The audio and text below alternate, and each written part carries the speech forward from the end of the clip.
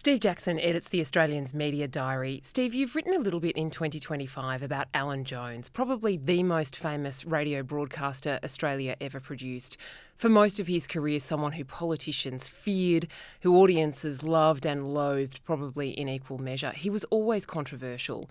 And in the past couple of years, Alan Jones' worst nightmare has come true. He has been charged with quite serious sexual offending.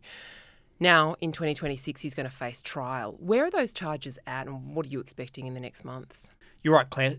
Alan Jones is someone who's been at the centre of the media landscape for decades in Australia, back to 1985 when he first got his premiere hit out on 2UE in Sydney. This year, he's going to be at the centre of the media spotlight for all the wrong reasons. So he's currently facing 27 charges. 25 of those are for indecent assault relating to 9 victims over the past 2 decades and 2 more of unwanted sexual touching. What we're going to hear from May is the preliminary legal arguments around that case, all of the allegations he currently denies, and then set down from August 3, it's going to begin in proper. What's happened? Currently, he's had some of the more serious charges dropped against him. They're the ones of aggravated sexual assault. So it's going to be heard in the local court for a magistrate instead of going up to the district court, but it's still really serious. There's 139 potential witnesses going to be called, and at this stage the expectation is this is something that's going to drag on in the courts for 4 months. This is going to be the media story of the year. We've both covered matters in the local court that have massive significance. Often, even though the local court is where traffic offences get heard, it's also where serious criminals alleged appear for their first appearances. So if someone's arrested on a terror charge, they might have their first appearance before a magistrate at the local court if it's on a weekend. Local courts, though, generally just handle those small matters. If a trial requires a jury or if it's about a serious offence like rape or murder, it is heard in either the district or the Supreme Court. Big courtrooms, big jury boxes, lots of seats for the media. How is the local court in New South Wales going to handle this? Well, you're right. And in terms of punishment, obviously it's at a lower level. What we're going to see is people are going to be vying for spots in that press gallery every day. Not everyone's going to be able to get in. We might potentially see it relayed, as we know from COVID, via video link so that everyone who has an interest in it does have an opportunity, because we have an open judicial system here, an open justice system, has an opportunity to follow the case because there is going to be massive interest in it. Now, it is being heard in the local court because prosecutors are being very careful with this case.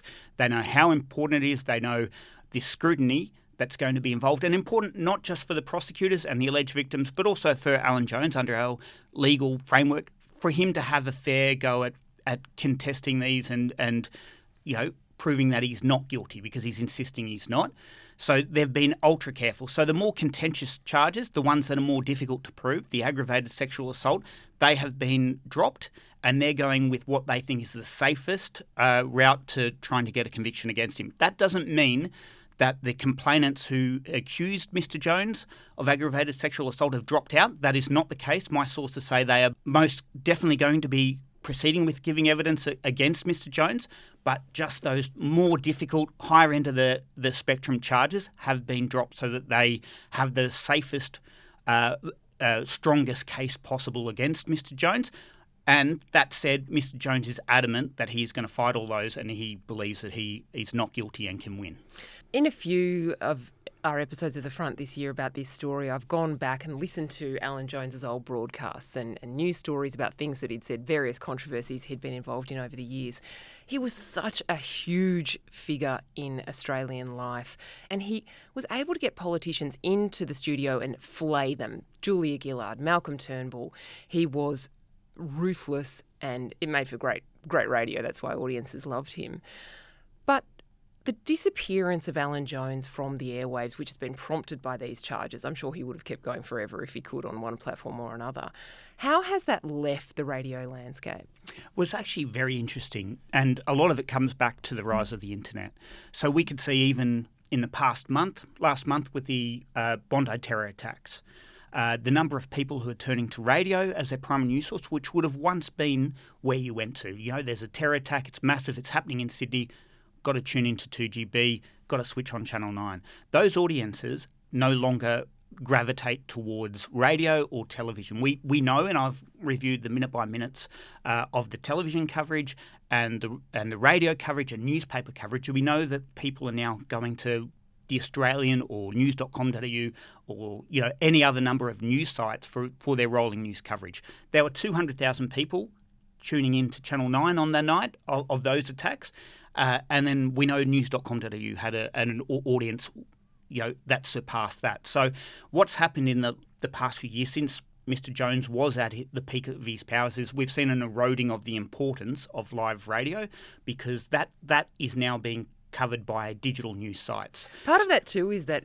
everybody wants to see the video, right? And now that we all have a fantastic camera in our hands, we can shoot video of something that's happening in front of us and share it. And you need to be able to see that to understand this story, for example. Yeah, well, exactly. And we see more and more that mastheads provide an all-encompassing user experience. So videos online, there are people talking, doing television-style reports online. There's audio of people making phone calls. There's graphics.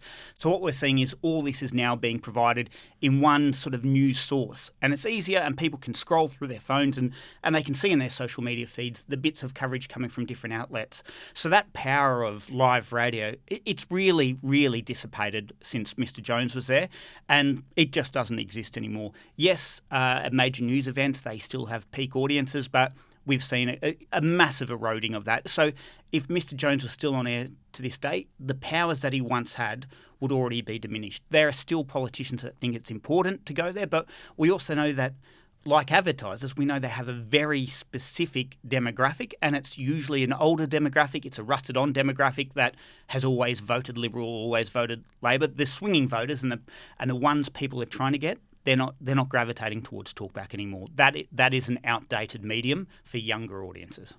AM radio, where Jones and people like John Laws once held sway, Ray Hadley, seems to now be accelerating to the pace of changeover that we've often seen in FM radio. So they have a wacky duo of Jacko and Claire hosting the morning show, then they dump them after 6 months if it's not working. That pace now seems to be happening in AM, where you don't have characters who you can expect are going to be on air for the next 30 years. These radio networks, they're not making the big bucks that they once were. We see Nine Radio, the biggest national talkback network in the country. It's got outlets in Sydney, Melbourne, Brisbane and Perth. Adelaide's overlooked. But, like always, Adelaide's overlooked. But we're seeing that that's a company now that makes an EBITDA of $8 million. And so the money's just not there. They're not investing in big stars. They've got a couple. They've got, the guys in Melbourne at 3AW, breakfast and morning, and in 2GB, Ben Fordham still on big bucks. Ray Hadley's replacement, Mark Levy, not on the same crazy sorts of money. And in Brisbane and Perth, it's more like we need someone. Who's that guy standing in the corner? Yep, you're good enough, you're on, because they don't have the money to invest in big-name stars. And internally, that's what they're saying, is that it's no longer about big-name stars on big bucks. They're just trying to reduce their costs. And unfortunately, those names, they're now trying to gravitate towards television, but they don't even have the same amount of money, because we're seeing in TV, news anchors, they're also copping pay cuts. So it's just not that big force of personality anymore. That accelerates the decline, doesn't it? If you don't have big personalities and it is just the guy in the corner, and then next week it's me, and then I get dumped and next week it's you, that's going to compound those issues, isn't it? Is this a decline? Is this the end of radio? Yeah, well, it's really self-fulfilling, right? Because, as you say, Claire, particularly with someone like Alan Jones or Ray Hadley, love them, hate them, but care, right? So I think for everyone who used to tune in to listen to Mr. Jones, for example, for every person that tuned in because they loved him, probably 2 people were tuning in because they hated him and wanted to rail again. I really disagree. But people cared what they were saying. Now, do you want to tune in someone, don't even know who they are, why do I care about their opinion? So it's that old expression in the media, you're only as good as your last story. That is gone. You're only as good as your next story. So unless you keep delivering and that you have a great show every day, those audiences, they'll just wander off somewhere else to someone who does have a great exclusive every day. So that's the pressure on them to retain audiences. It is getting tougher, right? Because newspapers used to come out once a day, and it was great. You read your newspaper in the morning, and I know everything for the day because I've read everything in there. you can't keep on top of it anymore because every minute there's a new story online and it's immediate. So that one power that they had being the fastest medium to get live and to get to audiences, now everyone's in that same market. I remember when there was a helicopter landed in a prison yard and took a prisoner away. It was a famous Australian bank robber, I think, and his girlfriend hijacked a helicopter, flew into the prison yard and took him away. That story was being covered live on the John Laws program in the most thrilling and dramatic way possible. You know, John Laws had people calling in from all over Sydney describing what they were seeing. It was amazing. That form of energy now, where is that? Well, that's exactly what we saw last month. If that happened now, as you say, everyone would have their iPhones out. There'd be vision of it. Someone would have put a drone up next to the helicopter. Instead of people calling in and describing stuff, we would have seen it because everyone is fast to react. And it's not even about getting exclusive vision now because you saw the terror attack last month. Some French guy who filmed it from across the street, he's just put it on social media. That vision would have been something that television networks would have once upon a time paid $100,000 for.